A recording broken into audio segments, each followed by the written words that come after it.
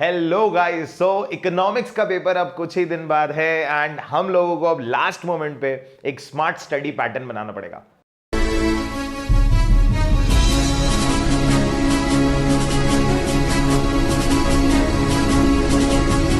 सबसे पहले अभी हम जो डिस्कस करने वाले हैं वो पूरे इकोनॉमिक्स में जो अश्योर्ड क्वेश्चंस हैं। अभी अश्योर्ड क्वेश्चंस मेनली आप लोग अगर नोटिस करो 10 साल का बोर्ड्स का पैटर्न उठाओ, इस 10 साल के पैटर्न में आपको बहुत सारे ऐसे टॉपिक्स मिलेंगे जो कि मोस्टली रिपीट हो रहे हैं, जो आज दिन तक बोर्ड्स ने काटे नहीं है। तो हम एक बार पहले उन टॉपिक्स को कवर करेंगे, फिर चैप्टर पे फोकस करना चाहिए। अब अपन सबसे पहले मैक्रो पे आते हैं।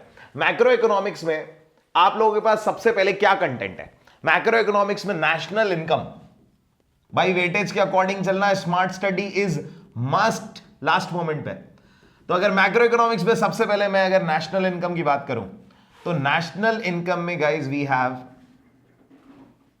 मेजर थ्योरी पार्ट, जो कि मोस्टली आप देखो आपको हर पेपर में भी दिखेगा और सबसे ज्यादा बार आज दिन तक पूछा गया है, वो है जीडीपी एंड वेलफेयर के लिमिटेशंस। जीडीपी एंड वेलफेयर के लिमिटेशंस ये आते ही आते हैं, बहुत ज्यादा चांसेस है इनके आने के इस साल भी।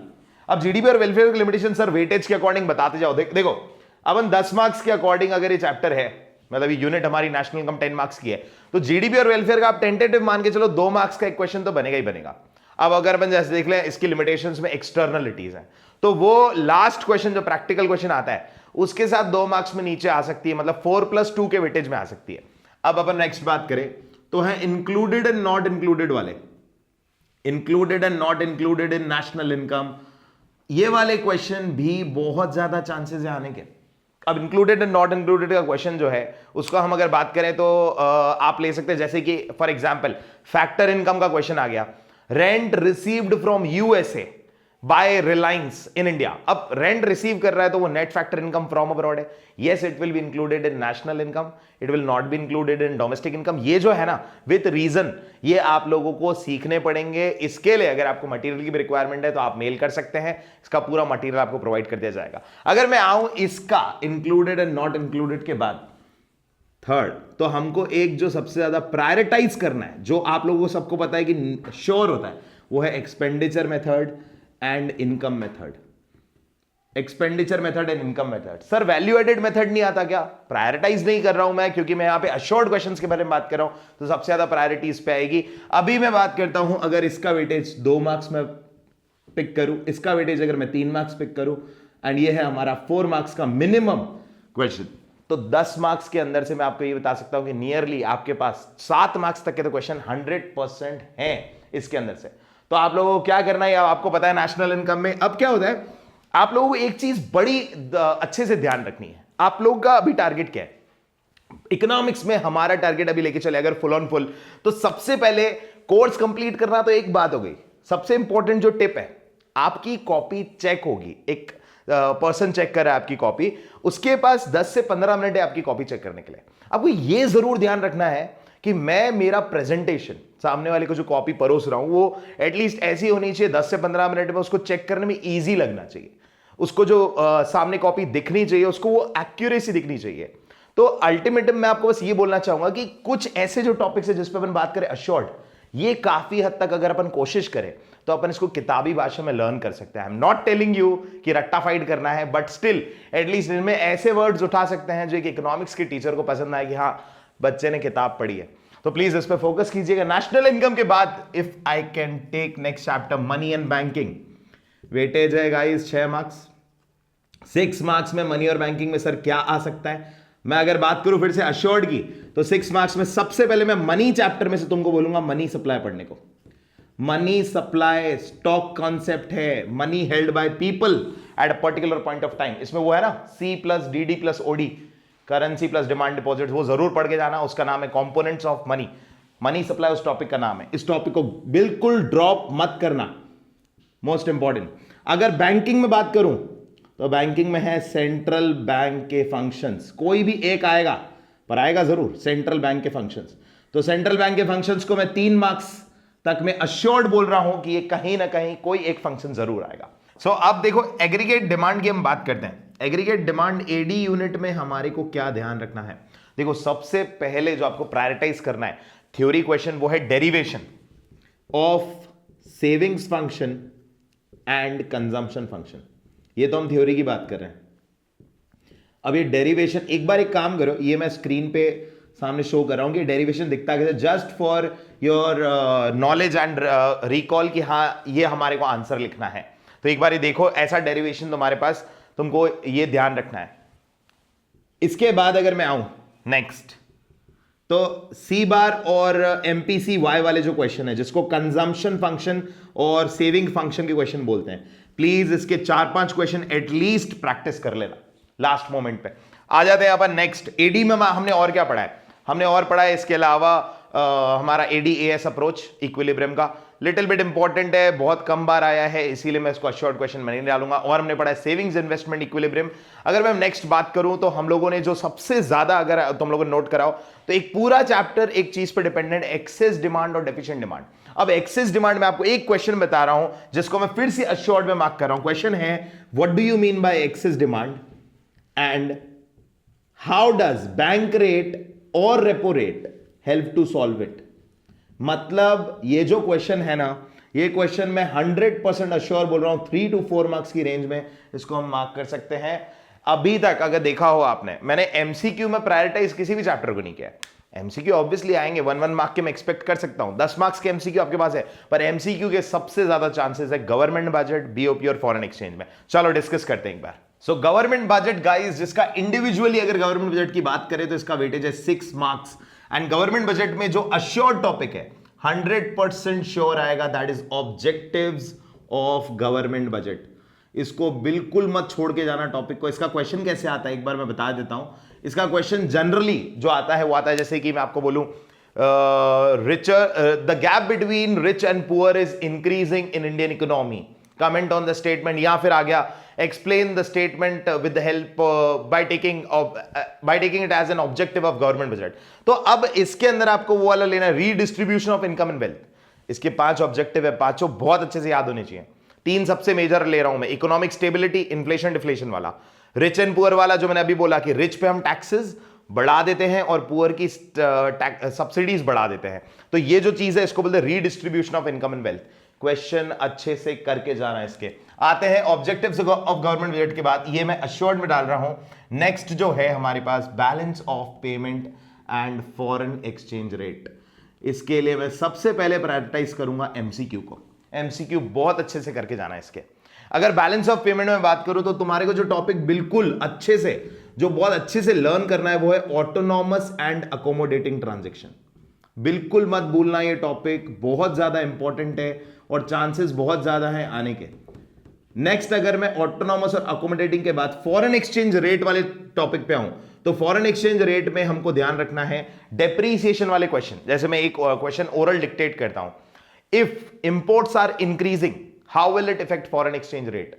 तो हमारे को वो डिमांड वाला डायग्राम बना के कि डिमांड का कब राइटवर्ड शिफ्ट होगा, तो ऐसे क्वेश्चन तो मैं यहां पे लिख रहा हूं depreciation questions, depreciation of domestic currency वाले। प्लीज ये क्वेश्चन अच्छे से करके जाना, इसके चांसेस नियरली हैं कि लास्ट में हमारे पास ये क्वेश्चन आ सकता है। एंड नेक्स्ट एंड लास्ट जो है दैट इज स्पॉट मार्केट और फॉरवर्ड मार्केट में से हेजिंग। इस पे एमसीक्यू बहुत ज्यादा पुट होते हैं हेजिंग के ऊपर। हेजिंग टॉपिक का अच्छे से एक बार पढ़ के जाना ये क्या चीज है। So this is all about macro economics. अब अगर मैं बात करता हूं इंडियन इकोनॉमिक्स की तरफ, तो इंडियन इकोनॉमिक्स में पहले अपन आ जाते हैं चैप्टर को।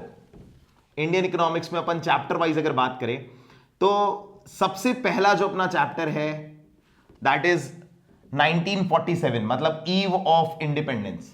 इसमें मैं एक ही टॉपिक लिख रहा हूं, सिर्फ एक topic, positive impact of British rule.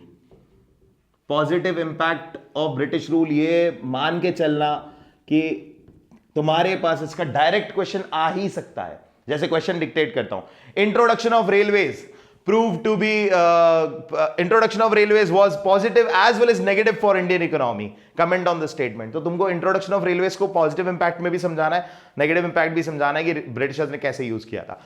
Next अगर मैं बात करूं, जो हमारा चैप्टर है प्लानिंग वाला, जिसका 5 ईयर प्लान, तो इसके अंदर से objectives of 5 year plan, long period goal जिसको बोलते हैं, objective of long period plan, पक्के से करके जाना, फुल एम्प्लॉयमेंट, मॉडर्नाइजेशन, वो वाला एक कोई भी इनमें से एक ऑब्जेक्टिव आएगा ही आएगा, पक्की बात है।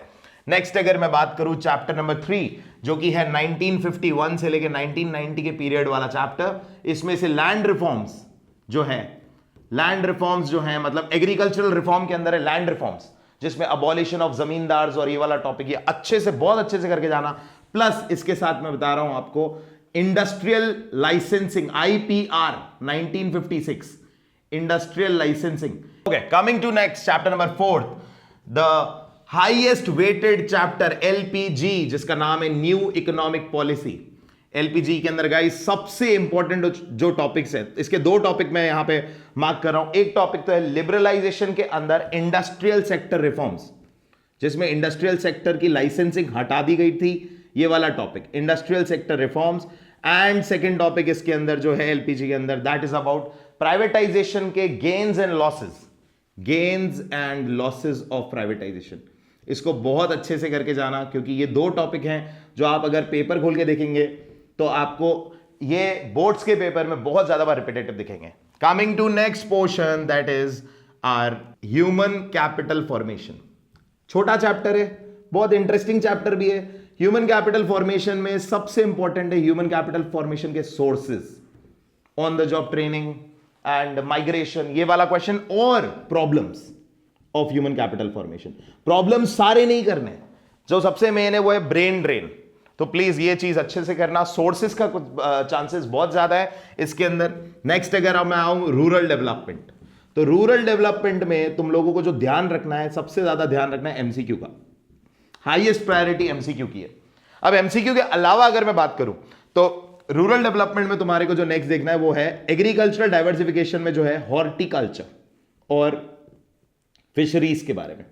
हॉर्टिकल्चर जिसके अंदर गोल्डन रिवॉल्यूशन हुआ था, जो ड्राई फ्रूट्स और इनकी ग्रोथ बढ़ाने के लिए फार्मर्स को सिखाया गया था।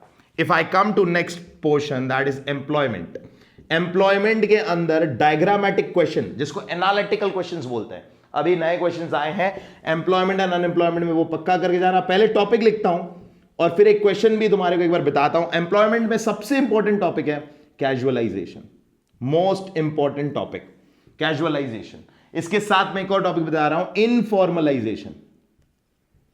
अब अगर तुम्हारे पास मान लो क्वेश्चन आ जाए इस तरीके का कि तुम्हारे को जैसे एक ग्राफ गिवन है, ये एक ग्राफ गिवन है, लेट्स इमेजिन यहां पे मान लेते हैं ये तीन ऐसे तुम्हारे को ग्राफ के बार्स गिवन है, जिसमें यहां पे नीचे लिखा है सेल्फ एम्प्लॉयड, यहां पे लिखा है let's say regular worker, and ये हाईएस्ट बार है दैट इज ऑफ कैजुअल, और यहां पे परसेंटेज ग्रोथ लिखा है।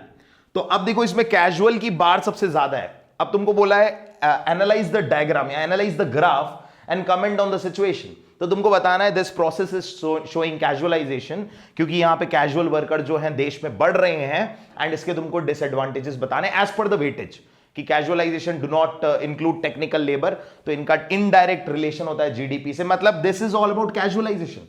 ऐसे क्वेश्चंस इस साल बहुत आए और मैं तुमको चांसेस बता रहा हूं इस चैप्टर में से 99% चांस है इस क्वेश्चन के आने के। कौन सा? डायग्राम वाले questions. Okay, coming to next portion which is our India Pakistan China वाला पोर्शन, जो कि अगेन इंडिविजुअली देखा जाए तो बहुत हाईएस्ट वेटेज में है।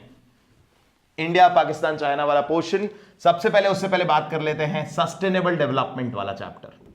सस्टेनेबल डेवलपमेंट वैसे तो कोई खास वेटेज भी नहीं है, पर फिर भी इसके अंदर एक टॉपिक जरूर करना, functions of environment. Don't drop this topic. And coming to next and the last part, India Pakistan China, that is comparison between the neighbouring nations. इसके अंदर तुम्हारे को जो नियरली 100% श्योर है, फर्स्ट प्रायोरिटाइज में करूंगा केस बेस्ड वाले क्वेश्चन, जो पैराग्राफ वाला आता है।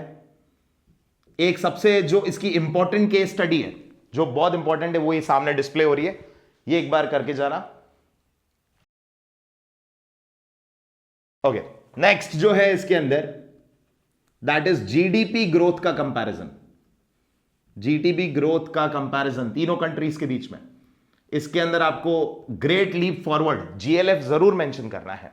तो ये है हमारा पूरा शॉर्ट क्वेश्चन का डेटा। अगर मैं आपको बताऊं इन क्वेश्चंस को आपने कर लिया, गारंटेड 80 में से 45 to 50 आपके मार्क्स कहीं नहीं गए। ये टॉपिक्स के क्वेश्चन जो आ सकते हैं वो मैंने सारे आपको बता दिए। So guys all the best, prepare hard and अभी राइट नाउ स्मार्ट स्टडी।